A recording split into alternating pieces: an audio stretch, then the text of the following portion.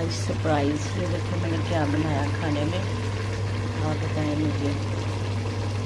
ये मैं चलिए बता देती हूँ आपको। आज मैंने बनाई है गोभी गोश्त। अच्छा लग रहा है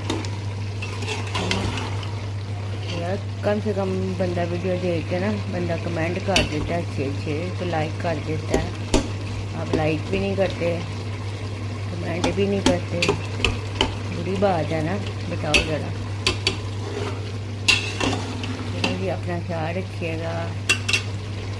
ना भी करेंगे तो कोई बात नहीं जी, आपकी मर्ज़ी है ना। हमारे बंदे को कौन याद करता है।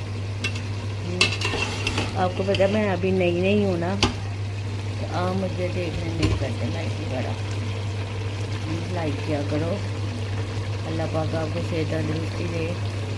थैंक यू, शुक्रिया। अपना ख्याल रखिएगा और दुआओं